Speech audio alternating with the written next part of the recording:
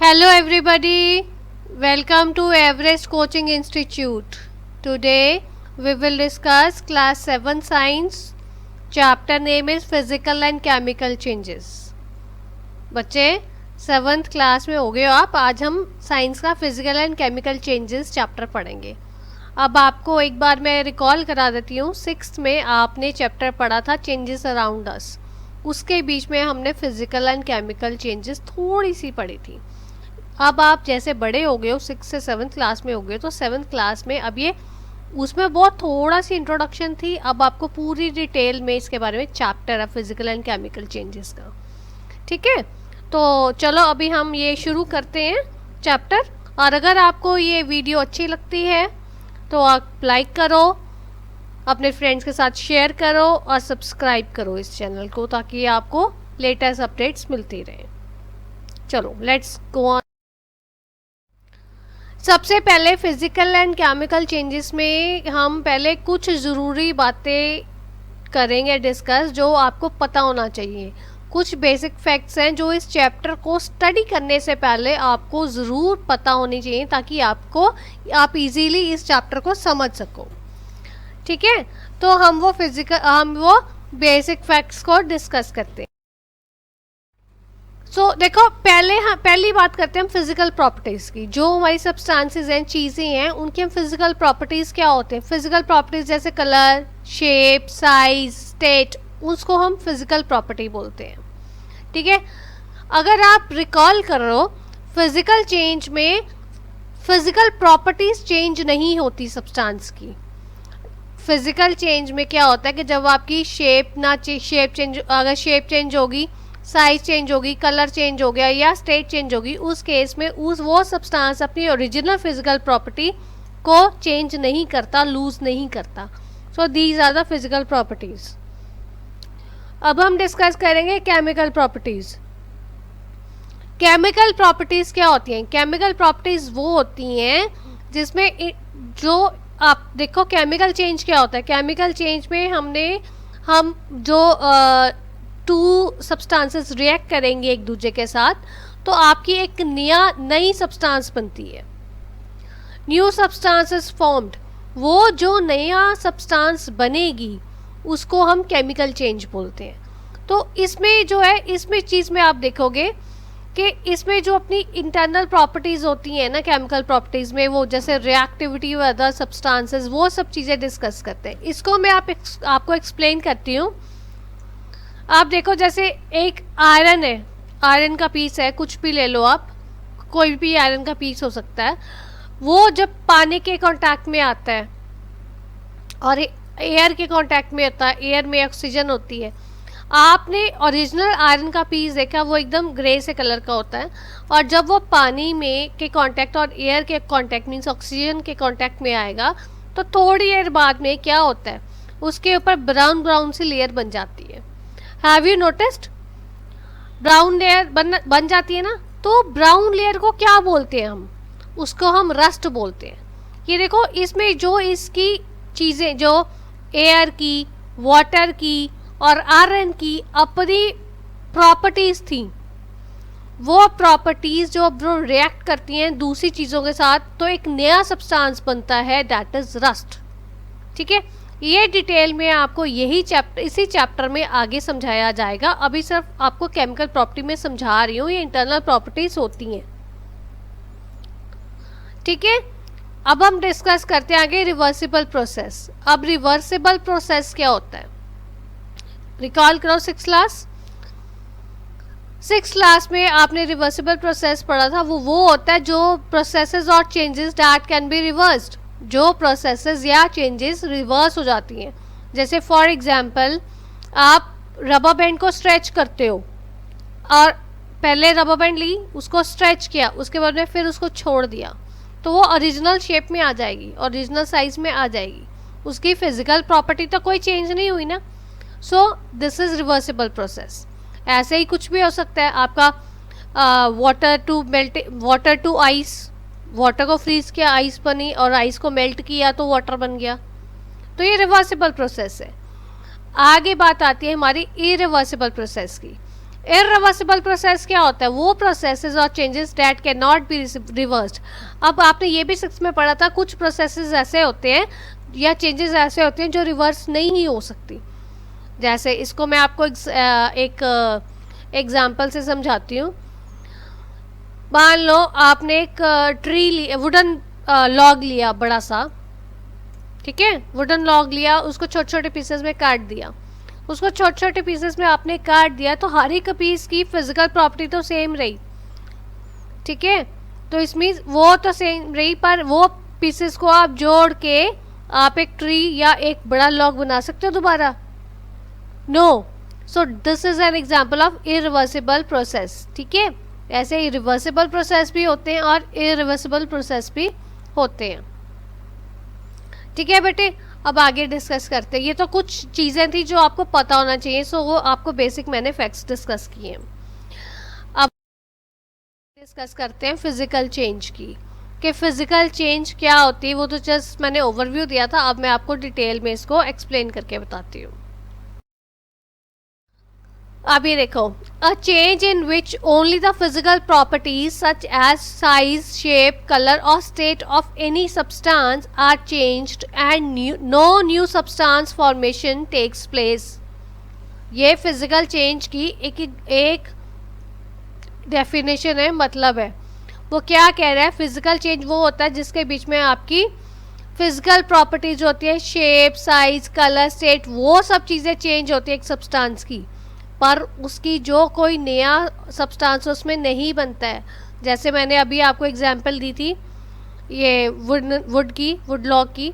Wooden log लिया, उसको आपने जब अपने छोटा छोटा काट दिया तो क्या हुआ? उसकी प्रॉपर्टी तो हर छोटे पीस की वही सेम रही ना, वुड लॉग की जो बड़े की थी, सिर्फ उसका साइज, शेप चेंज हुआ है और कुछ नहीं चेंज हुआ। Next is most of the physical changes are reversible. तकरीबन फिजिकल चेंजेस रिवर्सिबल होते हैं, पर कुछ चेंजेस होते हैं वो इरिवर्सिबल होते हैं। अभी मैंने आपको पिछली स्लाइड में समझा के हटी हूँ। जैसे रिवर्सिबल में आप क्या एग्जांपल ले सकते हो? रिवर्सिबल में जैसे आपने स्ट्रेचिंग ऑफ रबर बैंड ले लिया, उसको रबर बैंड को स्ट्रेच किया, वो फिर वापस अपनी शेप छोड़ दिया, फिर वापस अपनी शेप में आ जाएगी, तो रिवर्सिबल है। या आपने एग्जाम्पल ले लो, आपने पेपर का रेक्टेंगल शीट ली, उसका आपने एरोप्लेन बनाया फोल्डिंग से साथ, पेपर फोल्डिंग की, आपने एरोप्लेन बनाया। वो पेपर से क्या हुआ?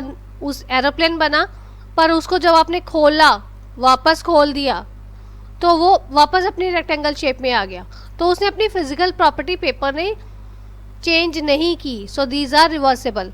बट ये बोला most of the physical changes are reversible, पर कुछ इरिवर्सिबल भी है। इरिवर्सिबल में जैसे हमने वुडन लॉग के छोटे छोटे पीसेस काटे, तो वापस उसमें आपका बड़ा वुडन लॉग नहीं बन सकता। सो इट इज इरिवर्सिबल, ठीक है। अब जैसे इसकी आगे मैं आपको अब नेक्स्ट फिजिकल चेंजेस की बोथ रिवर्सिबल इरिवर्सिबल के साथ आपको एग्जांपल्स बताती हूँ। First is tearing of paper. Paper आपने जितना मर्जी टेयर कर लो, उसकी फिजिकल प्रॉपर्टी वही रहेगी, वो चेंज नहीं होगी। हर छोटे पीस की भी वही प्रॉपर्टी रहेगी। Stretching of rubber band and then melting of ice, ठीक है। ये कुछ आपकी एग्जांपल्स हैं फिजिकल चेंज की, रिवर्सिबल भी हैं और इरिवर्सिबल भी हैं। अब जब पेपर आप फाड़ दोगे, टीयर कर दोगे, उसके बाद में बड़ी शीट आप नहीं बना सकते, टेप वगैरह लगाओगे पर वो बात नहीं बनेगी। स्ट्रेचिंग ऑफ रबर बैंड और मेल्टिंग ऑफ आइस, ये आपकी रिवर्सिबल चेंज है, ठीक है बेटा। तो ये मैंने आपको फिजिकल चेंज समझाया, फिजिकल चेंज क्या होती है और उसकी एग्जाम्पल्स क्या डिस्कस करेंगे। अभी आपको फिजिकल चेंजेस मैं आपको 4-5 एग्जाम्पल्स के साथ समझा रही हूँ। तो फर्स्ट एग्जाम्पल पहले हम ले लेते हैं। फर्स्ट एग्जाम्पल क्या है? Dissolution of solid into liquid. Liquid में कोई सॉलिड चीज़ को आप डिज़ोल्व कर रहे हो, तो आप देख रहे हो फिजिकल चेंज है या नहीं है। इसमें जैसे मैंने एग्जांपल ली है, शुगर है। शुगर स्वीट टेस्ट होता है, मीठी होती है, वो वाटर में इजीली डिज़ोल्व हो जाती है। आपने कभी देखा होगा, आप लेमनेड वगैरह बनाते हो, स्कैश बनाते हो, नींबू पानी बनाते हो, तो या आप दूध में चीनी डाल के पीते हो, तो वो आराम से डिज़ोल्व हो जाती है। शुगर पानी में, दूध में हो जाती है ना, इजीली डिज़ोल्व हो जाएगी। सो अब जब वो its solution in water also test sweet, जब उसको आप डिज़ोल्व कर दोगे पानी में, पहले भी वो मीठी, ऐसे शुगर खाओगे ऐसे भी मीठी होती है, और जब उसको पानी में डिज़ोल्व कर दोगे तब भी मीठा होएगा। अब वो डिपेंड करेगा कितनी आपने क्वांटिटी शुगर की डाली है, ज़्यादा डाली है या कम डाली है, स्वीटनेस उस हिसाब से होगी, बट वो स्वीट ज़रूर होगा। Therefore, sugar on dissolution does not lose its basic properties. उसने अपनी बेसिक प्रॉपर्टी को लूज नहीं किया शुगर ने डिसॉल्व होने के बाद में भी। Sugar solution on heating gets concentrated. जब अगर आप उसी शुगर सॉल्यूशन को गर्म करते हो तो वो कंसनट्रेट बन जाता है। जैसे आपने देखा होगा आपके घर में आपकी मम्मा बर्फ़ी बनाते हैं या जैम जेलीज कुछ बनाते हैं, तो उस केस में वो शुगर सिरप को पानी में शुगर को डिसॉल्व करके उसको हीट करते हैं। जो वो हीट करते हैं तो वो कंसनट्रेट बन जाता है, ठीक है। अगर आप उसी कंसनट्रेट को वो क्या करते हैं, वो गर्म कंसनट्रेट को ही थोड़ा ल्यूकवार्म कंसनट्रेट को यूज़ करते हैं। क्यों यूज़ करते हैं? कभी आपने अपने पेरेंट्स से पूछा, अपनी मम्मा से पूछा कि आप ल्यूकवार्म क्यों यूज़ करते हो, आप ठंडा क्यों नहीं यूज़ करते? उसका एक बहुत बड़ा रीज़न है, वो रीज़न मैं आपको बताती हूँ। अगर वो शुगर सोल्यूशन को कूल कर देंगे, ठंडा होने देंगे, तो हमें शुगर क्रिस्टल्स वापस मिल जाएंगे। When the sugar solution is cooled, we get the sugar crystals back. इसकी आपको मैं एग्जांपल देती हूँ जो आपने सब बच्चों ने देखी होगी। आप सारे बच्चों ने जलेबी ज़रूर खाई होगी।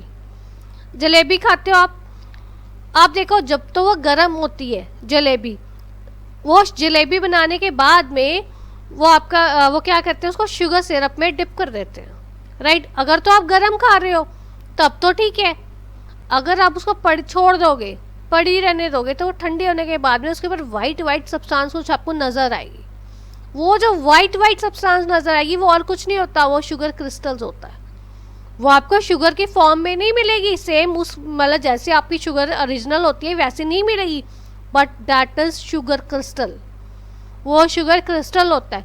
शुगर की फिजिकल प्रॉपर्टी वही है, मीठी ही रह रही है, शुगर की तरह स्टेट चेंज हो रही है, शेप चेंज हो रही है, ठीक है।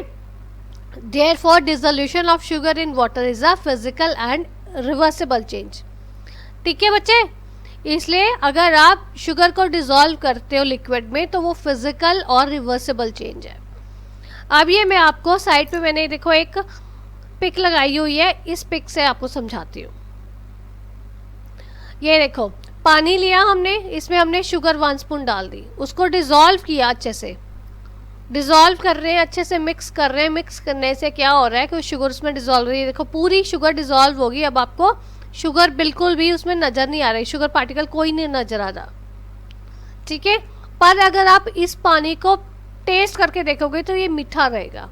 इसके बाद में इसको आप गर्म करोगे तो आपकी क्रिस्टलाइजेशन का प्रोसेस शुरू हो जाएगा। जब ज़्यादा गर्म कर लोगे फिर उसको ठंडा करोगे तो शुगर आपको वापस मिल जाएगी, बट वो क्रिस्टल्स की फॉर्म में मिलेगी, ठीक है।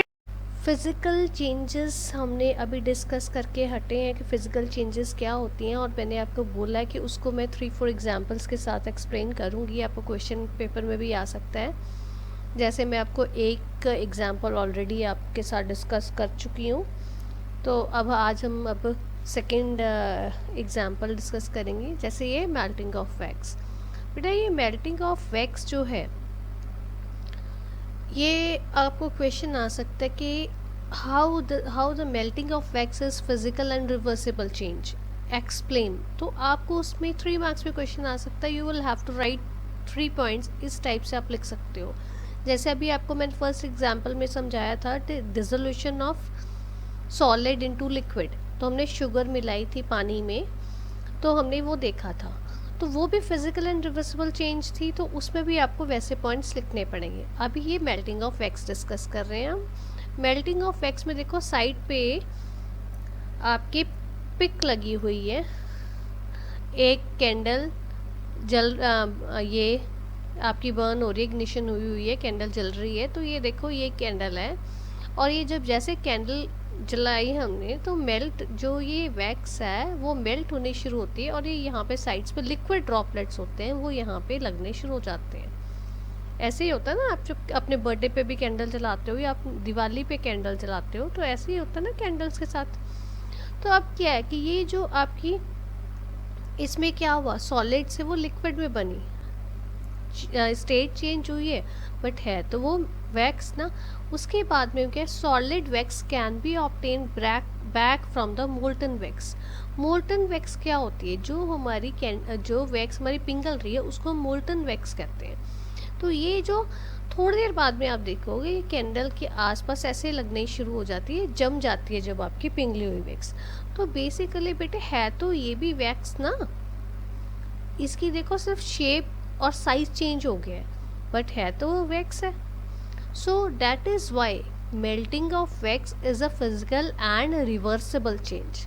ठीक है, क्योंकि वो फिर कैंडल को जब आप जलाते हो तो वो वैक्स जो वैक्स है वो मेल्ट होनी शुरू होती है और फिर से वो वैक्स बन जाती है।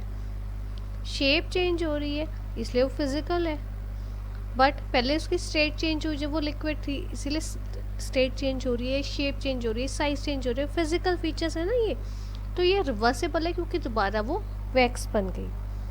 ठीक है बच्चे, समझ आ गया आपको? अगर आपको एग्जाम में क्वेश्चन आता है तो आपको ऐसे ये लिखना पड़ेगा। तो चलो अब नेक्स्ट एग्जाम्पल हमें कहती है melting of ice. Melting of ice, ये देखो आपको ये पिक बनी हुई है, ये आइस क्यूब्स है और ये मेल्ट होके ये पानी बन रहा है। बर्फ़ आप थोड़ी देर फ्रिज में से आइस निकाल के रख दो तो क्या होता है, वो पिघलना शुरू हो जाती है गर्मी में, मेल्ट होना शुरू हो जाती है। मेल्ट होके वो क्या बनता है उसका, आइस का वाटर बनता है। आप देखो वाटर से तो आपने आइस बनाई थी और फिर अगर उस वाटर को आपने फ्रीज़ किया तो आइस बनी, और आइस को अगर आपने रूम टेम्परेचर पे बाहर छोड़ दिया तो फिर वाटर बन गई। इट मीन्स कि वाटर जो है उसकी स्टेट चेंज हो रही है ना।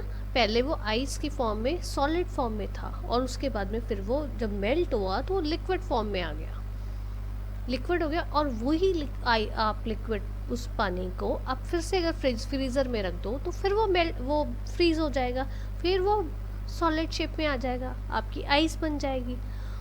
Therefore, melting of ice to form water is a physical and reversible change. इस चीज़ में देखो बेटे, मैंने आपको दो बातें समझाई हैं। मैंने आपको आइस टू वाटर भी समझाया और मैंने वाटर टू आइस भी समझाया। वाटर को हम फ्रिज में रख दो, आइस बन जाएगी, आइस को आप फ्रिज में वापस रख दो, बाहर निकाल दो तो वो वाटर बन जाएगा। अगर आपको दोनों टाइप का कोई भी क्वेश्चन आ जाता है, मेल्टिंग ऑफ आइस या फ्रीजिंग ऑफ वाटर, तो आपको सिर्फ लैंग्वेज चेंज करनी है, बात एक ही है, वो फिजिकल एंड रिवर्सिबल चेंज ही है। समझ आया आपको? ठीक है बेटा, तो ये हमारी थर्ड एग्जाम्पल के साथ मैंने आपको समझाया। तो ये आपको एग्ज़ाम में पेपर में क्वेश्चन भी आ सकता है, तो आपने ऐसे ही अटेम्प्ट करना है।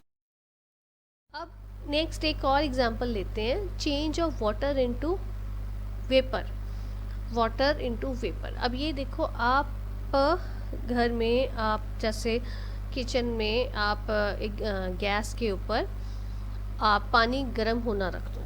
ठीक है, पानी गर्म होना रखोगे तो थोड़ी देर बाद में देखोगे पानी गर्म होगा और वो स्टीम आपको नज़र आएगी, वो स्टीम बन के उड़ता है।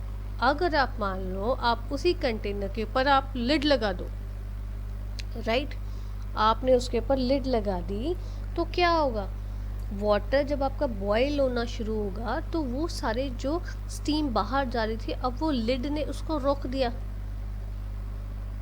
लिड ने उसको बीच में रोक दिया ना, तो वो जो आपकी स्टीम है वो बाहर नहीं जा सकती। अब आपका यूटेंसिल आपका गर्म है, पानी आपका गर्म है, पर जो उसकी लिड है वो तो ठंडी है ना। जब आपकी जब स्टीम बनी और वो ठंडे बर्तन से टकराई, इवापोरेशन से वो ऊपर गया, जब वो ठंडे बर्तन से टकराया तो वो आप देखोगे, उसको लिड को उठा के देखो तो छोटे छोटे वाटर ड्रॉपलेट्स उसके पर लगी होती हैं। वो क्यों लगी होती हैं? वो कंडेंसेशन के कारण लगी होती हैं, क्योंकि जैसे जब वो कूल सरफेस पे कंटैक्ट में आती है गर्म चीज़ तो वो वेपर्स के फॉर्म ले लेती है। ठीक है, तो मतलब वो फिर आप देखोगे छोटे छोटे ड्रॉपलेट्स आते हैं। So water can be obtained back, जो हमने पानी गर्म किया, जो स्टीम से उड़ रहा था, वो फिर वापस आ सकता है। So therefore change of water into vapour is a physical and reversible change, क्योंकि हम वाटर को गर्म करके दोबारा वाटर लेके आ सकते हैं। ठीक है बेटे, समझ आया? अब ये देखो, यही चीज़ मैं आपको समझाती।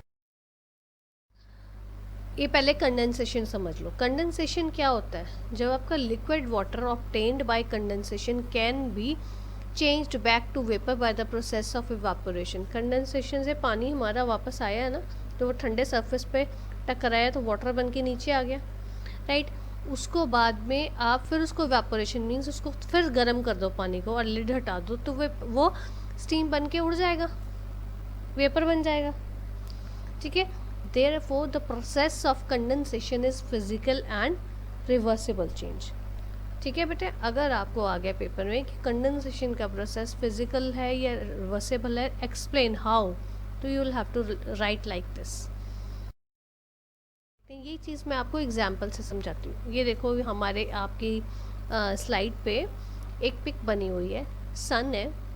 सन अपनी गर्मी दे रहा है, हीट दे रहा है, वो लैंड सरफेस पे, जिसमें वो लैंड सरफेस पे और वाटर सरफेस पे दोनों पे दे रहा है। उससे क्या हो रहा है? गर्माहट आ रही है, गर्मी आ रही है, ज़मीन गर्म हो रही है, पानी जो है गर्म होने के कारण वो वेपर्स की फॉर्म में बन के वो राइज होगा, ऊपर जाएगा। ऐसे ही होता है ना। ये देखो, ये मैं आपको ऐसे ये वैसे तो ये सेल्फ एक्सप्लेनेटरी, पर फिर भी मैं आपको समझा देती हूँ।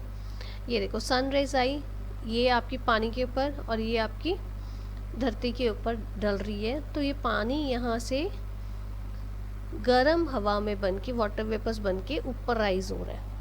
ये आपको पता है, ऊपर हम एटमॉस्फेयर में जाते हैं, आपने 6 में भी पढ़ा हुआ है, एटमॉस्फेयर में जाते हैं तो वहाँ पे ठंडा होता है और नीचे गर्म होता है। सो लाइट हेयर हो जाती है, गर्म हवा गर्म होने के कारण वो ऊपर चढ़ती है, ऊपर जाके कोल्ड एयर के साथ जो वो मिलती है तो वाटर वेपर की फॉर्म में बन जाती है, और इसको हम कंडेंसेशन होती है, ठीक है। फिर उसके बाद में फिर बारिश होती है तो क्लाउड्स फॉर्म बनते हैं, होते हैं, और फिर आपकी रेन आती है, तो फिर वापस प्रोसेस चलता है। तो हम उस पर नहीं जा रहे हैं, सिर्फ मैं आपको कंडेंसेशन का प्रोसेस समझाना चाहती हूँ, ठीक है, कि कैसे पानी इवापोरेट हुआ और कैसे कंडेंसेशन हुई, ठीक है बेटा। अब नेक्स्ट हम करते हैं स्ट्रेचिंग ऑफ रबर बैंड। ये मैंने आपको बार बार आपको एग्जांपल दी थी जब मैं आपको फिजिकल फीचर समझा रही थी, स्ट्रेचिंग ऑफ रबर बैंड। ये आपने 6 में भी बहुत पढ़ी कि stretching of rubber band physical change है। अब बेटा, this is physical as well as this is reversible change. Now how, कैसे फिजिकल और रिवर्सिबल चेंज होता है? अगर आप रबर बैंड लो, कोई भी आपके घर में रबर बैंड होती है, और उसको आप स्ट्रेच करोगे तो उसकी सिर्फ शेप चेंज होगी, साइज़ चेंज होगा, बट उसकी फिज़िकल प्रॉपर्टी जो है वो चेंज नहीं होती, रबर बैंड वैसी ही रहेगी। आप उसको स्ट्रेच करो, उसके बाद में उसको आप छोड़ दो तो वो ओरिजिनल फॉर्म में आ जाएगी, बेशक उसका साइज़ थोड़ा एक्सपैंड हो जाएगा। So stretching of rubber band is an physical as well as a reversible change. ये देखो, साइड पे आपकी एक मैं वीडियो के साथ समझा रही हूँ, ये देखो आप वीडियो को।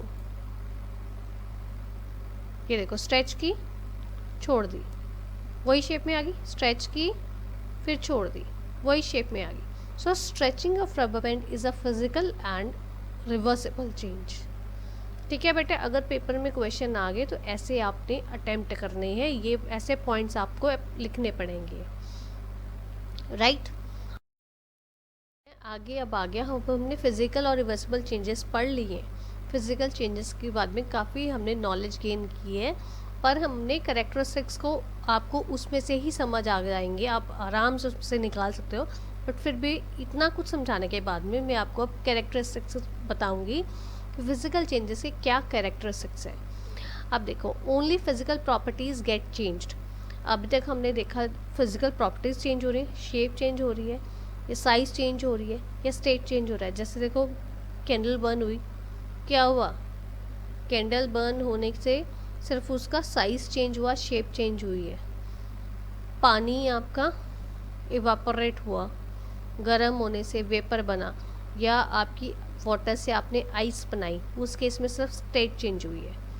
तो साइज़, शेप और स्टेट चेंज हो रही है, फिजिकल प्रॉपर्टीज चेंज होती हैं, ठीक है। No new substance formation takes place. कोई नई चीज़ तो नहीं बन रही, रबर बैंड की रबर बैंड ही है, रबर बैंड का कोई हेयर क्लिप तो नहीं बन गया ना, नई चीज़ नहीं बनती है, वो वही चीज़ रहती है, सिर्फ उसकी शेप साइज चेंज होता है। Then mostly temporary and reversible. तकरीबन फिजिकल चेंजेस जो होती हैं आपकी टेम्परेरी होती हैं और रिवर्सिबल होती हैं। इतनी एग्जांपल्स के साथ मैंने आपको समझाया, अब आपको समझ आ गया होगा कि वो टेम्परेरी थोड़ी देर के लिए होते हैं, अगर आप उसको वापस करो तो वापस शेप में आ जाएंगी, वापस हो जाएंगे। और ये रिवर्सिबल है। None or very small amount of energies are either absorbed or evolve during a physical change. फिजिकल चेंज में या तो बिल्कुल भी एनर्जी नहीं लगती या बहुत थोड़ी एनर्जी एब्जॉर्ब होती है। ओके बच्चे, केमिकल चेंजेस देखो, हमने फिजिकल चेंजेस पूरी पढ़ चुके हैं, अब हम केमिकल चेंजेस पढ़ेंगे कि फिजिकल चेंजेस जो हमने किया, हमने 6th में भी पढ़ी थी और 7th में भी थोड़ी सी पढ़ी है, अभी हमने पढ़ ली डिटेल में। तो अब हम फिजिकल चेंज कर चुके हैं, अब हम केमिकल चेंज देखते हैं। कुछ तो फ़र्क है ना दोनों में, तो वो डिस्कस कर। अब आप थोड़ा सा रिकॉल करो, आपने फिजिकल चेंज में क्या किया था। फिजिकल चेंज में फिजिकल प्रॉपर्टीज़ चेंज होती हैं, बट उसमें सिर्फ आपकी जैसे शेप, साइज़, कलर ये चेंज होगा, शेप और साइज़ कलर ये चेंज होती हैं, उसका टेक्सचर चेंज होगा, बट कोई नया सब्सटेंस उसमें नहीं बनता था। और उसकी प्रॉपर्टीज़ जो फिज़िकल प्रॉपर्टीज़ है वो जब उसको शेप साइज़ चेंज होगी तब उसकी फ़िज़िकल प्रॉपर्टीज़ सेम रहेंगी। जो दूसरा सब्सटेंस भी होगा उसके कट करके या शेप छोटी करके भी आपकी फिज़िकल प्रॉपर्टीज़ सेम रहेंगी। बट केमिकल चेंज में ऐसा नहीं होता। Chemical change is the change in which the composition and chemical properties of the substance are changed. ये वो होता है, केमिकल चेंजेस वो होती हैं जिसके बीच में हम आपकी केमिकल प्रॉपर्टीज़ जो है वो चेंज हो जाएंगी। फिज़िकल प्रॉपर्टीज़ फिज़िकल चेंज में चेंज नहीं होती थी, बट केमिकल चेंज में केमिकल प्रॉपर्टीज़ आपके इंटायरली चेंज हो जाती हैं। इसमें एक वन और मोर न्यू सब्सटेंसेस फॉर्म्ड। एक नया अब सब्सटेंस भी बन सकता है और एक से ज़्यादा भी बन सकता है। और ये जो न्यू सब्सटेंस आपके बनेंगे ये फिज़िकल चेंज में नहीं बनते थे, बट केमिकल चेंज में बन जाएंगे। जब केमिकल चेंज में नया सब्सटेंस बनेगा तो जो उसकी जो केमिकल प्रॉपर्टीज़ होंगी ओरिजिनल सब्सटेंस से एंटायरली डिफरेंट होंगी। The properties of the new substance are different from those of the original substance. जो ओरिजिनल सब्सटेंस की थी वो आगे जो न्यू सब्सटेंस बनेगी उससे बिल्कुल डिफरेंट होगी। और most of the chemical changes are irreversible. Physical में जो था most of the physical changes are reversible and temporary, but in chemical changes most of the chemical changes are irreversible, दोबारा possible नहीं है। जैसे कह रहा है for example when carbon is burned carbon dioxide is produced. Carbon जब आपकी burn होती है तो कार्बन डाइऑक्साइड प्रोड्यूस होती है। अब जैसे देखो बेटे, आपकी वुड में कार्बन होती है, वुड में आपकी कार्बन होती है, तो जब हम वुड को जलाते हैं तो क्या होता है, कार्बन डाइऑक्साइड प्रोड्यूस होती है और एक नया सब्सटेंस बनता है। वो कौन सा सब्सटेंस बनता है, दैट इज़ ऐश। वो ऐश हमारा नया बनता है। अब ऐश की प्रॉपर्टी, केमिकल प्रॉपर्टी देखो वुड से बिल्कुल डिफरेंट है। आप वुड को आग लगा सकते हो पर आप ऐश को आग नहीं लगा सकते हो। हम उसको ऐश को आग तो नहीं लगा सकते ना। सो इसमें भी वही बोला उसने, कार्बन डाइऑक्साइड जो प्रोड्यूस किया that is has properties entirely different from those of the carbon. Carbon से बिल्कुल एंटायरली डिफरेंट है। So the burning of carbon dioxide is a chemical, burning of carbon is a chemical change. ये मैंने आपको would की example से समझाया है। ऐसे ही आप देख लो, जैसे आयरन है, आयरन का कोई पीस है, आपके पास कोई ऑब्जेक्ट है आयरन का, और उसको आप एयर और वाटर का जब उसको एक्सपोजर मिल रहा है तो उससे क्या होता है, एक ब्राउन कलर की लेयर उसके ऊपर बनने लग जाती है, दैट इज़ रस्ट। ठीक है, वो रस्ट होती है। अब जो रस्ट की प्रॉपर्टीज़ है और जो आयरन की प्रॉपर्टीज़ है, these are entirely different. Iron से रस्ट बनती है, रस्ट से आयरन नहीं बनती है। आयरन के ऊपर रस्ट की लेयर आती है, रस्ट के ऊपर आयरन की लेयर नहीं आती है। ठीक है ना, उनकी केमिकल प्रॉपर्टीज़ बिल्कुल डिफरेंट हो जाती हैं। सो ये आपका था सिंपल, आपको मैंने ओवरव्यू दिया कि केमिकल चेंजेस होती क्या है ना। अब मैं आपको इसके, जैसे आपको मैंने रस्टिंग ऑफ आयरन अभी बताया है, जैसे आपको मैंने फिज़िकल चेंज को 3-4 एग्जांपल्स के साथ आपको मैंने एक्सप्लेन किया था, समझाया था। इन द सेम वे मैं आपको रस्टिंग ऑफ आयरन भी 3-4 एग्जांपल्स के साथ समझाऊंगी, ठीक है। इनके ऊपर आपको क्वेश्चन भी आ सकता है। सो आपको ये ऐसे ही आपको पॉइंट्स, आपको 3 पॉइंट्स मिल जाएंगे। You have to write those 3 points. Now first is rusting of iron. When iron objects are exposed to air and water, they get covered with a browny powdery layer called a rust। अभी मैंने आपको बताया ना, जब कोई iron का object हवा में के और पानी के कांटेक्ट में आता है या मॉइस्चर के कांटेक्ट में आता है, एक्सपोजर में आता है, तो उस केस में क्या होता है, उसके ऊपर एक थोड़ी देर बाद में आप देखोगे एक ब्राउन कलर की लेयर उसके ऊपर लग जाएगी।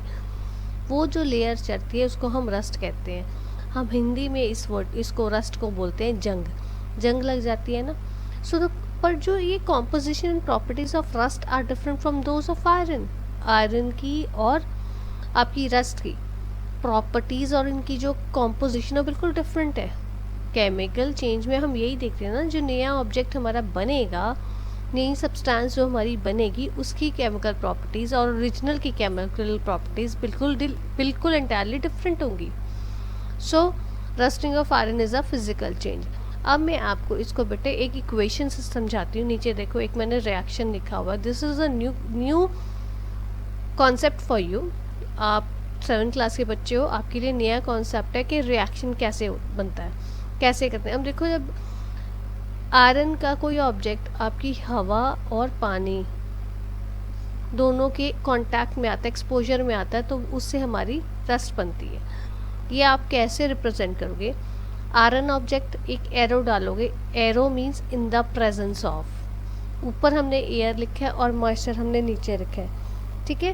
सो in the presence of air and moisture gives rise to what? Arrow खत्म हो रही, give rise to what? That is rust. So iron, और इसको आप कैसे पढ़ोगे? Iron objects in the presence of air and water gives rise to rust. So अगर आपको 3 में ऐसा क्वेश्चन आता है तो आप ये केमिकल इक्वेशन अगर आप दोगे तो आपको ज़्यादा अच्छे मार्क्स मिलेंगे, ठीक है बेटा। सो अब हम इसको एक और एग्जाम्पल लेते हैं। Next example is burning of candle. आपको मैं पहले ही बता रही हूँ, मैंने आपको फिजिकल चेंज में मेल्टिंग ऑफ वैक्स की एग्जाम्पल दी थी, उसमें भी कैंडल का कॉन्सेप्ट समझाया था। उसमें हमने बात की थी वैक्स की, इसमें हम बात करेंगे विक की। समटाइम्स आप you are in 7th class, आपको एक क्वेश्चन आ जाता है, explain how burning of candle is a physical and a chemical change. तो उस केस में जो आपने मोल्टन वैक्स होगी, that is a physical change, जो मैं ऑलरेडी आपको समझा चुकी हूँ। अभी हम बात करेंगे केमिकल चेंज की। केमिकल चेंज में क्या है, जो ये आप देखो, आपकी पिक लगी हुई है राइट साइड पे। ये जो पिक लगी हुई है, पिक आपको क्या कहती है, क्या बताती है? कैंडल बर्न हो रही है। कैंडल क्या सिर्फ वैक्स से बनी होती है? उसके बीच में एक कॉटन की विक भी होती है, अगर आप केयरफुली उसको देखो। वो विक को अगर हम आग लगाते हैं तो हमारी कैंडल चलती है, ठीक है। और जो मोल्टन वैक्स जो उसमें से निकलेगा, जो कैंडल उससे वैक्स पिघलना शुरू होगा, उससे वो विक का जो थ्रेड है वो बर्न होता है, ठीक है। कंबस्टन होती है और उसके कारण कार्बन डाइऑक्साइड रिलीज होती है और ये हमारी कैंडल जो है बर्न होती है। आप देखो, अगर आप केयरफुली नोटिस करो, एक आपने दिवाली पे कैंडल जलाई अपने घर के बाहर, ठीक है। जब आपकी कैंडल पूरी बर्न हो जाती है तो आप क्या ऑब्जर्व करते हो? जो उसके आसपास सारी वैक्स पड़ी होती है और जो विक होती है उसकी, वो बिल्कुल ब्लैक सी होके छोटी सी बिल्कुल ऐश सी बनी होती है। सो इट्स मीन्स जो आपकी जो थ्रेड थी वो ऐश में कन्वर्ट हो गया, ठीक है ना। ऐश की फिजिकल प्रॉपर्टी और जो आपकी थ्रेड की फिजिकल प्रॉपर्टी बिल्कुल डिफरेंट है, इसलिए burning of candle is a chemical change. तो अगर आपको पेपर में क्वेश्चन आता है, explain how burning of candle is a physical and a chemical change, तो आपने मोल्टन वैक्स को लेके चलना है और उसका बोलना है, बताना है आपने कि वो फिजिकल चेंज है, और जो आपकी बर्निंग ऑफ कैंडल है, जो आपकी थ्रेड बर्न हो रही है, that is your chemical change, ठीक है बेटा। सो ये आपका बर्निंग ऑफ कैंडल का कॉन्सेप्ट समझाया।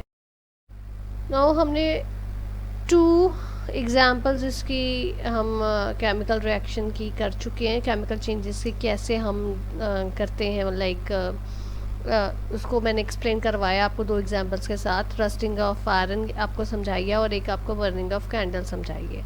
बर्निंग ऑफ कैंडल में आपको पूरा मैंने समझाया कि वो फिज़िकल चेंज भी, इसमें 2 चेंजेस हो रही हैं, फिज़िकल भी हो रही है और केमिकल भी हो रही है। अगर आपको पेपर में क्वेश्चन आ जाता है तो आप कैसे उसको अटेम्प्ट करोगे। सो अब हम थर्ड एग्जाम्पल के साथ समझते हैं, that is reaction between vinegar and baking soda. Vinegar और बेकिंग सोडा जो हमारे घर में कॉमनली हम यूज़ करते हैं। विनेगर क्या होता है? विनेगर आपके घर में आप देखो सिरका होता है, white vinegar, black vinegar, Apple cider vinegar, कितनी वैरायटीज़ में मिलता है विनेगर। विनेगर हमारा वो होता है जो आपके ये पिकल्स वगैरह में डालने के काम आता है। और बेकिंग सोडा आपके घरों में यूज़ होता है, केक वगैरह बनाना है आपने तो आप बेकिंग सोडा यूज़ करते हो, ठीक है।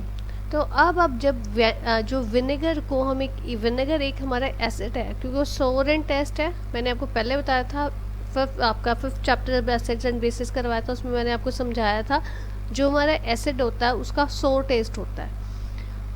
तो विनेगर एक हमारा एसिड है, इस कौन से एसिड का नाम क्या है? Acetic acid. और बेकिंग सोडा एक हमारा बेस है जिसका नाम है सोडियम हाइड्रोजन कार्बोनेट, ठीक है। So vinegar is a acid, acetic acid, and baking soda is a base, that is sodium hydrogen carbonate।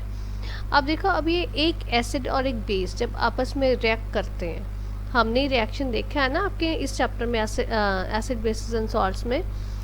Acid और बेस जब रिएक्ट करते हैं, न्यूट्रलाइजेशन प्रोसेस होता है, तो क्या बनता है उसमें? हमारा एक सॉल्ट बनता है और एक हमारा वाटर बनता है और एक हमारी हीट, एक हमारी कोई गैस बनती है। सो जब आप ये विनेगर को और बेकिंग सोडा को जब आप मतलब एसिटिक एसिड और सोडियम हाइड्रोजन कार्बोनेट को जब आप दोनों को रिएक्ट कराओगे, मिलाओगे, तो एक आपको हिजिंग साउंड आएगी। हिजिंग साउंड आती है और एक उसमें गैस प्रोड्यूस होती है, दैट इज़ कार्बन डाइऑक्साइड। इसको अगर हम केमिकल रिएक्शन में शो करें तो आपका कैसे आएगा?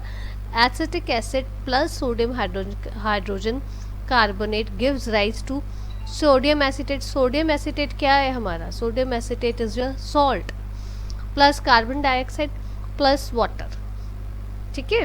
तो ये जब आपके विनेगर और बेकिंग सोडा रिएक्ट होंगे तो आपका एक सॉल्ट बना सोडियम एसिटेट, एक आपका गैस बनी कार्बन डाइऑक्साइड और एक आपकी वाटर बना, ठीक है।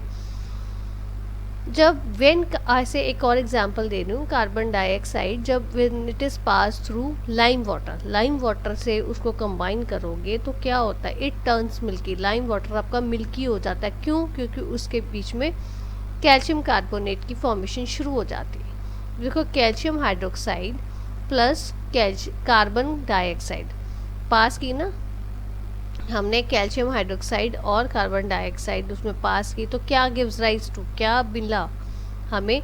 कैल्शियम कार्बोनेट मिला, ठीक है, क्योंकि वो मिल्की होगा, और प्लस वाटर मिला। ये हमारे को 2 चीज़ें उसमें मिली।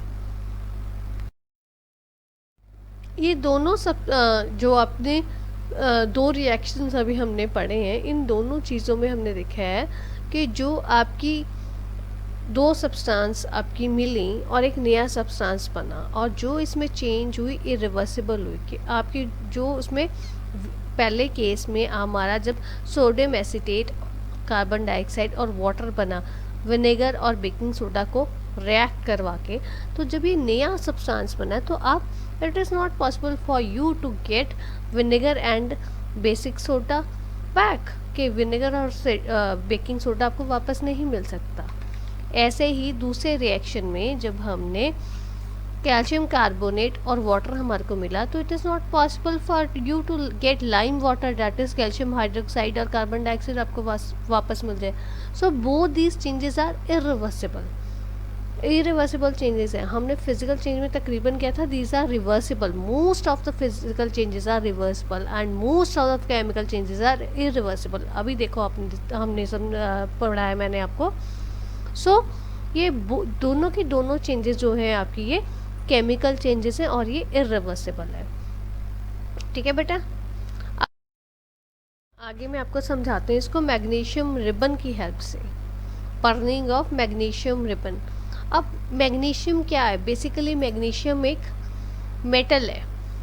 अभी देखो जो मैग्नीशियम रिबन इज रिबन की फॉर्म में, वो मेटल आपका एक स्ट्रिप आपके पास है मेटल की, तो जब वो बर्न होगा, आपने देखा होगा जब कोई यहाँ पे वेल्डिंग का काम चल रहा होता है आपकी लोकेलिटी में आसपास, या समटाइम्स आपने किसी इंडस्ट्रियल एरिया में वेल्डिंग का वर्क कभी देखा हो, तो जब वो वेल्डिंग का वर्क होता है तो एक डेजलिंग लाइट निकलती है, स्पार्कलिंग लाइट से आपको नज़र आती है, ठीक है। और वो मैग्नीशियम रिबन के बर्न होने से आती है। वो जो बर्न होगा तो उसे क्या निकलता है, वो जो आपकी डेजलिंग लाइट निकलती है तो कुछ कोई चीज़ तो बनेगी ना, वो जो चीज़ बनेगी वो आपकी मैग्नीशियम ऑक्साइड होती है।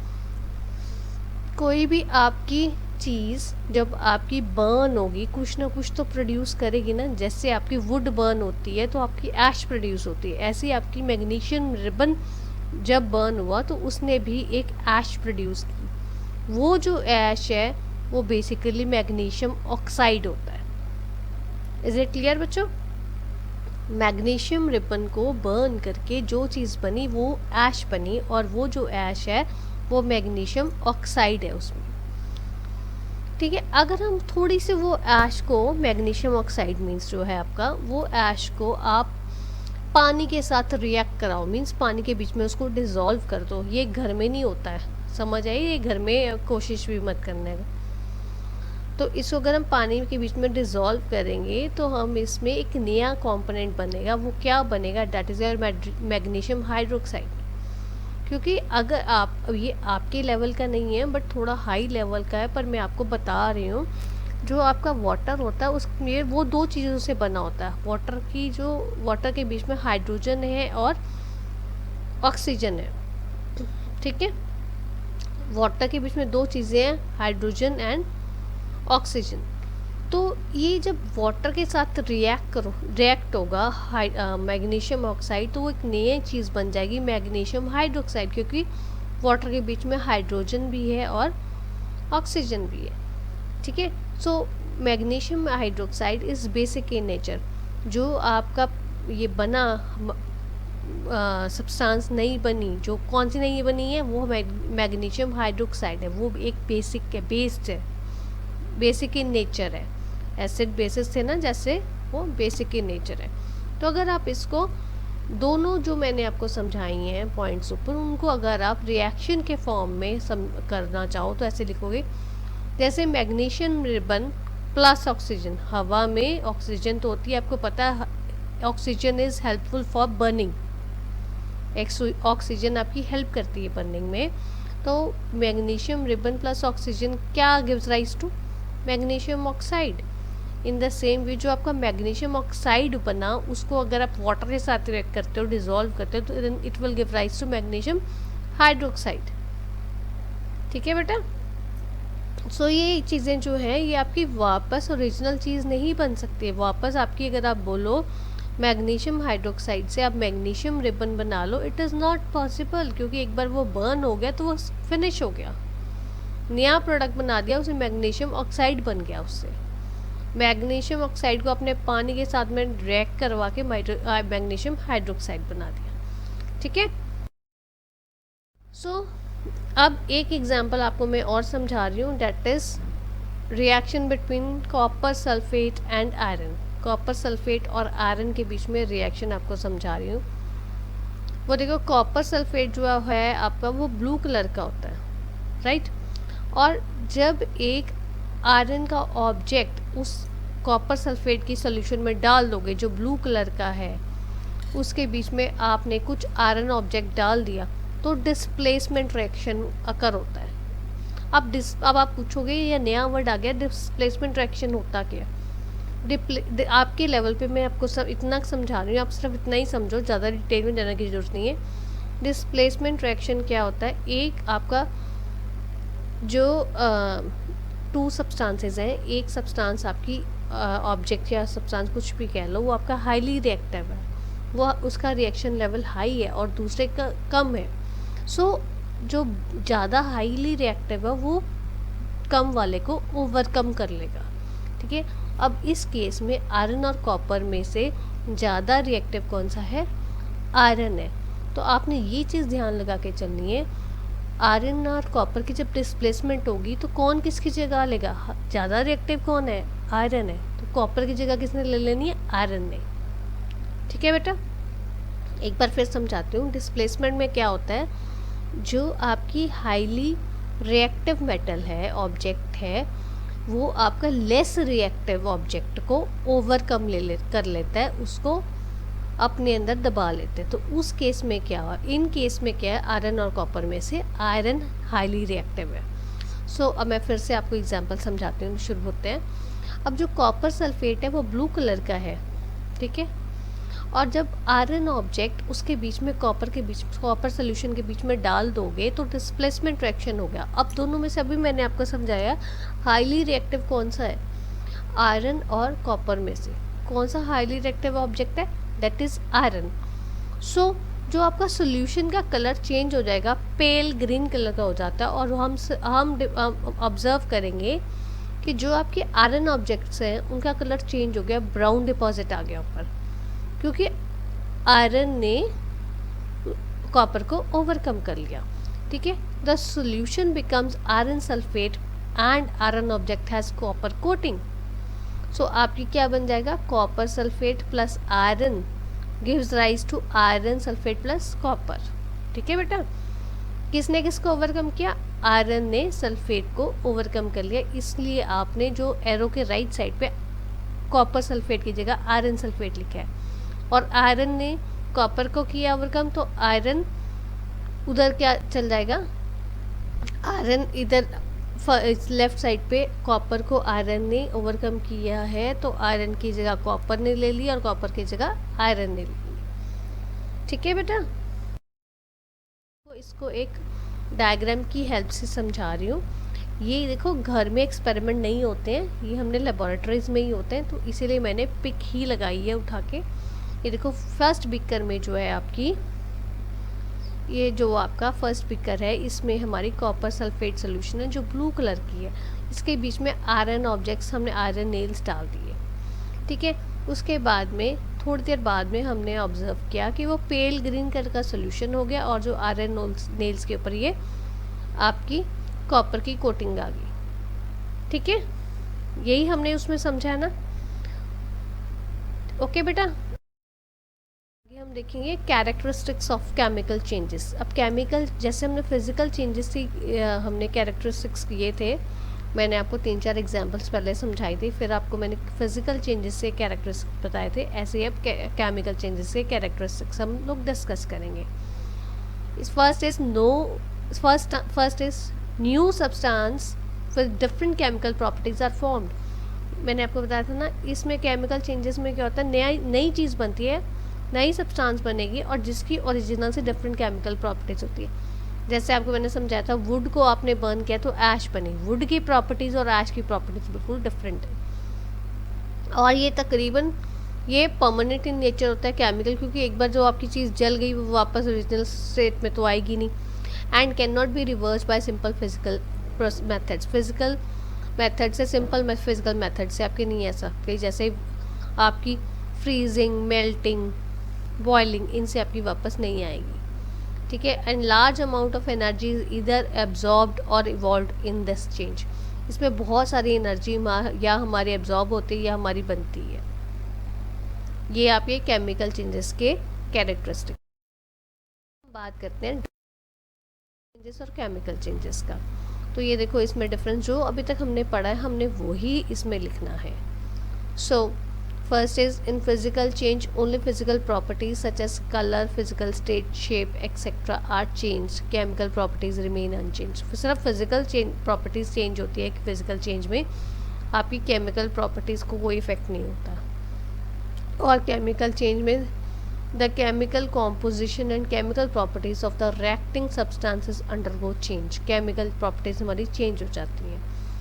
फिज़िकल चेंज में कोई न्यू सब्सटेंस नहीं बनता है, और केमिकल चेंज में हमारा एक या से ज़्यादा more new substances are formed. The original form of substance can be obtained by simple physical methods in physical change. हमारी बॉइलिंग, फ्रीजिंग से हमारी मेल्टिंग, उनसे हमारी दोबारा ये चीज़ जो है फिजिकल ओरिजिनल फॉर्म आ सकती है, but it is not possible in the case of chemical change. Simple physical method से ये नहीं आता, ये हमने अभी डिस्कस करके आते हैं। और फिजिकल चेंज जो है आपकी टेम्परेरी चेंज है, it can be easily reversed by reversing the conditions, हो सकते हैं, रिवर्सिबल होती है ना ये फिजिकल चेंज। और केमिकल चेंज है वो परमानेंट इन नेचर है, it can not be reversed just by reversing the conditions, क्योंकि एक बार जो चीज़ जल गई वो जली गई, वापस नहीं आ सकती वो। एनर्जी इज़ नीदर इवॉल्व्ड और absorbed in physical change and energy is either evolved और एब्जॉर्ब्ड इन केमिकल चेंज। उसमें हमारी इवॉल्व और एब्जॉर्ब होती है फिजिकल केमिकल चेंज में, और एनर्जी आपकी फिजिकल चेंज में ना इवॉल्व होती है ना एब्जॉर्ब होती है। ठीक है, हम केमिकल चेंजेस डिस्कस कर रहे हैं, तो उसमें एक आपको मैं केमिकल चेंज की एप्लीकेशन बताऊंगी जो आपकी रस्टिंग ऑफ आयरन है। रस्टिंग ऑफ आयरन मैंने थोड़ा सा आपके साथ डिस्कस की है पहले, बट इन डिटेल मैं अभी आपके साथ डिस्कस करती हूँ। तो देखिए होती है, when iron objects are exposed to air and water they get covered with brown powdery layer called a rust। आपने देखा है जब आप कोई ये आयरन का ऑब्जेक्ट कोई आप उसको हवा में, एयर के कांटेक्ट में और वाटर के कांटेक्ट में या मॉइस्चर के कांटेक्ट में उसको रखते हो, तो उसके ऊपर एक थोड़ी देर बाद में एक ब्राउन कलर की लेयर बन जाती है, उस लेयर को हम रस्ट कहते हैं। ठीक है बेटा, तो रस्टिंग जो है हमारी ये केमिकल चेंज है और इरिवर्सिबल चेंज है, ये हमने अभी डिस्कस करके हटे हैं कि रस्टिंग जो है वो इरिवर्सिबल और केमिकल चेंज है। तो इसकी देखो अभी ये आपको पिक में देखो, पिक में एक आयरन नेल्स हैं, आयरन नेल्स के ऊपर ब्राउन सी लेयर आई हुई है, वो जो ब्राउन लेयर आई हुई है दैट इज रस्ट। ठीक है, so when iron, water and oxygen when they react with each other, जब एक दूसरे के साथ रिएक्ट करते हैं, आयरन, वाटर और ऑक्सीजन जब एक दूसरे के साथ रिएक्ट करते हैं तो हम उसको आयरन ऑक्साइड बोलते हैं। ठीक है, सो अगर आप रिएक्शन में देखो, iron plus water plus oxygen is equal gives rise to iron oxide. ठीक है बेटा, तो ये हमारी कैसे हमारी जो है वो रस्ट कैसे ऑब्जेक्ट्स के ऊपर, आयरन ऑब्जेक्ट्स के ऊपर लगती है, हमने वो बात। सो अभी तक हमने बात की कि आयरन के ऊपर रस्ट लग जाती है, but there are, it is irreversible and it is a chemical change, but there are many ways to prevent the rust, कि जिससे हम रस्ट लगे ही ना चीज़ के ऊपर, आयरन ऑब्जेक्ट्स के ऊपर रस्ट ही ना लगे, हम उसको प्रिवेंट कर सकते हैं। हमने वो देखना है किन किन चीज़ों के ऊपर हम रस्ट को, कैसे कैसे हम रस्ट को प्रिवेंट कर सकते हैं। ठीक है, ये आपको क्वेश्चन आ भी सकते हैं। सो पहला है पेंटिंग। पेंटिंग क्या है, जो articles such as iron gates, grills etcetera are painted at regular intervals to prevent rusting. जो आयरन ऑब्जेक्ट्स हैं हमारे, जैसे हमारा आयरन गेट होता है या ग्रिल्स होती हैं, उनको हम प्रॉपरली पेंट करते हैं। आप अपने घरों में देखो, आपके घरों में गेट है, ग्रिल्स हैं, लगी हुई हैं ना, आप वो उनको रेगुलर इंटरवल्स पे पेंट क्यों करवाते हैं? आपके पेरेंट्स क्यों पेंट करवाते हैं? वो बेसिकली वो इसलिए पेंट करवाते हैं ताकि आयरन की वो बनी होती है, आयरन का सीधा डायरेक्ट कांटेक्ट एयर के साथ ना हो। अगर हम डायरेक्ट कांटेक्ट आयरन का एयर और वाटर के साथ हटा देंगे, उसके बीच में हम कोई उसका गैप कर देंगे, कोई ब्रिज बना देंगे ताकि वो कांटेक्ट, वो ब्रिज नहीं गैप बना देंगे ताकि वो एक दूसरे के साथ ना मिल सकें, तो उस केस में क्या होगा, उसको उससे हमारी रस्टिंग की प्रिवेंशन होगी।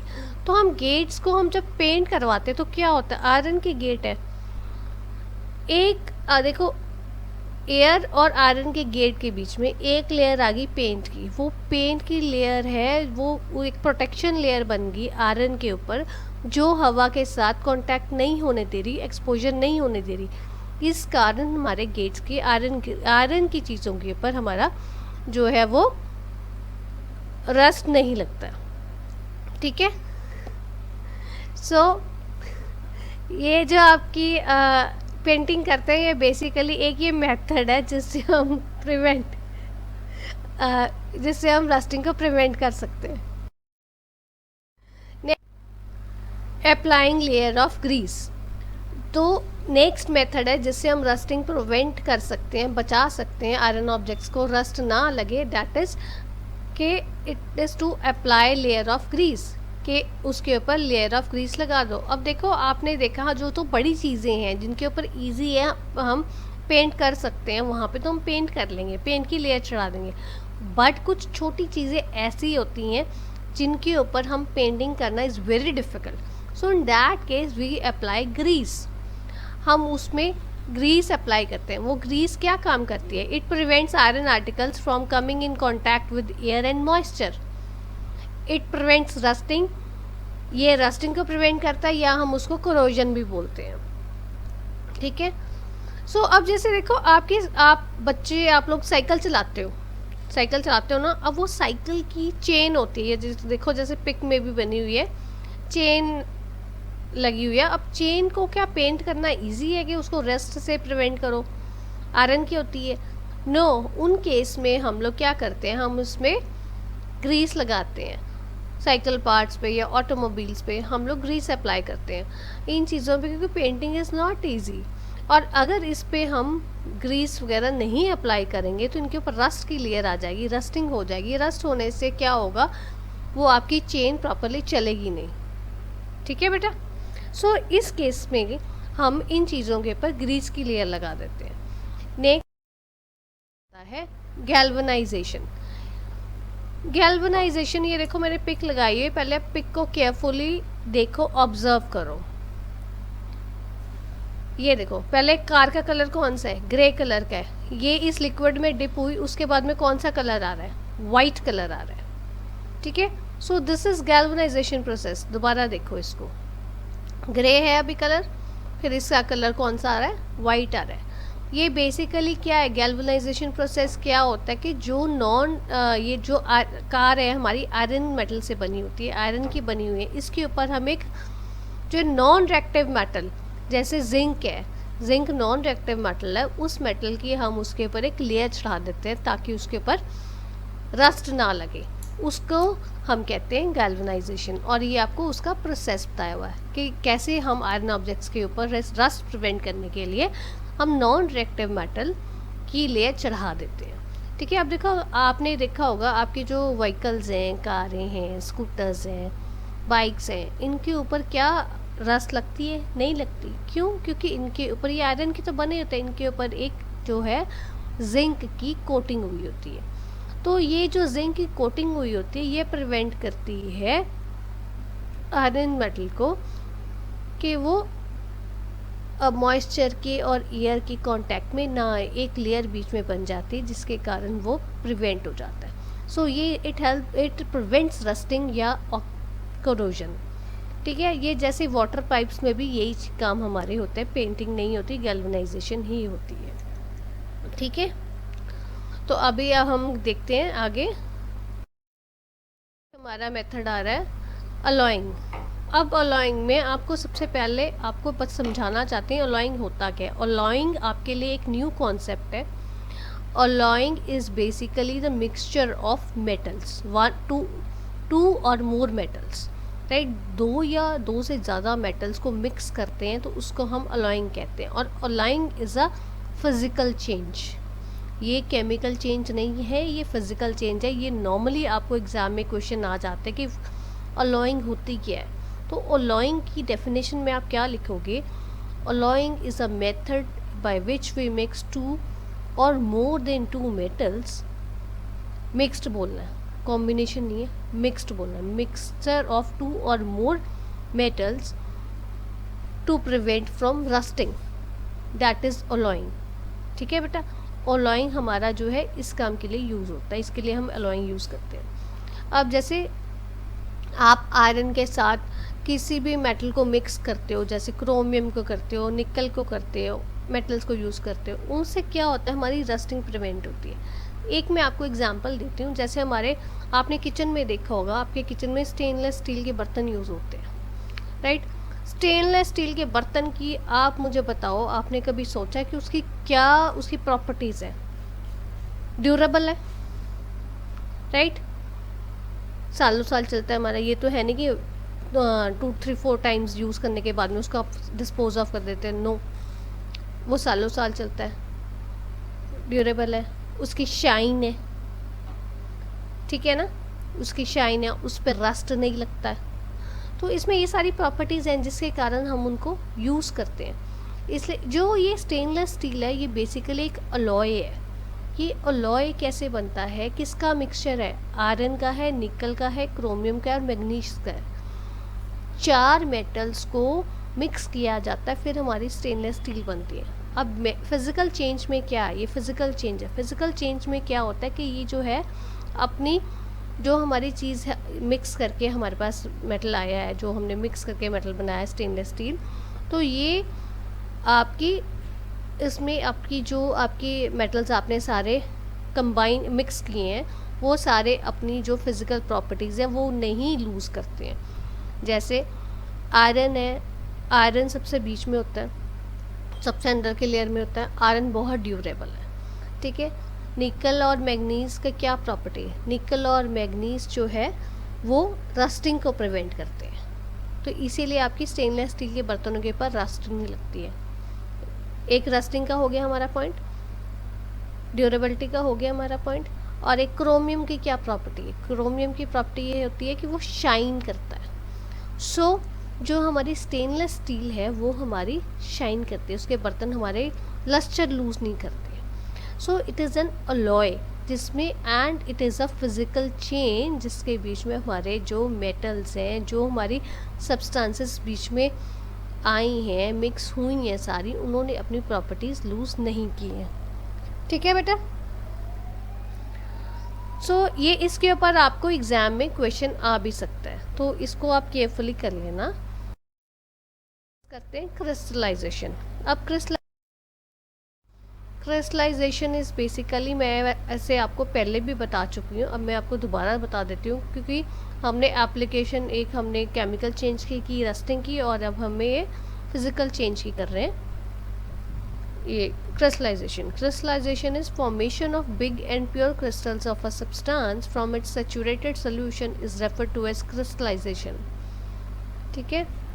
It is a physical change. अब ये देखो जैसे आपको पिक में दिख रहा है, वैसे मैं आपको पिक से दिखाने से पहले मैं आपको एक बात बताना चाहूँगी। मैंने आपको, अगर आप रिकॉल करो, फिज़िकल चेंज में मैंने आपको जलेबी की एग्जांपल दी थी। जलेबी में आपको मैंने क्या एग्जांपल में क्या समझाया था कि हम वाटर में शुगर डिज़ोल्व करते हैं, उसके बाद में हम उससे एक चाशनी बनाते हैं, ठीक है। सैचुरेटेड सोल्यूशन बन जाता है।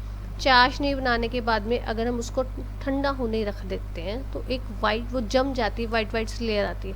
हम ल्यूकवार्म वाटर में, ल्यूकवार्म होती है जब हमारी चाशनी, तब हम अपनी जलेबी डिप करते हैं, जब वो ठंडी हो जाती है उसके ऊपर वाइट सी लेयर आ जाती है। जो वाइट सी लेयर आती है वो क्रिस्टलाइजेशन है और कुछ नहीं, वो शुगर है but in another form, right. So ऐसे ही ये देखो, आप पिक में देखो, पिक में क्या है, ये सी सॉल्ट है, सी से हमारा सॉल्ट निकलता है।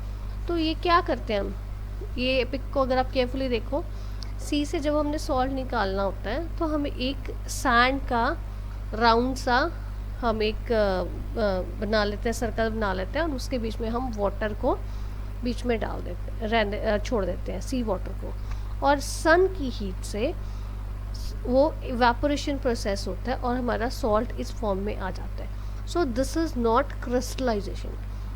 ये तो जो बेसिकली हमारी इवेपोरेशन हुई है, इस सॉल्ट के बीच में बहुत सारी हमारी इम्प्योरिटीज़ होती हैं। अब जो हम सॉल्ट खाते हैं, we consume in our homes, वो हम ये सॉल्ट कंज्यूम करते हैं, बट इसकी फिर रिफाइनिंग होती है। रिफाइनिंग कैसे होती है, फिर इसकी सैचुरेटेड सोल्यूशन बनता है, वाटर के बीच में डिज़ोल्व करते हैं, फिर उसके बाद में इसको ठंडा होना छोड़ देते हैं, पानी सारा इसका हीट से वो इवेपोरेट होता है, और फिर जो हमारे पास बनता है that is pure form of salt, जिसके बीच में कोई इम्प्योरिटी नहीं होती है। सो दिस इज़ क्रिस्टलाइजेशन, ठीक है बेटा। आई होप आपको समझ आ गया होगा ये।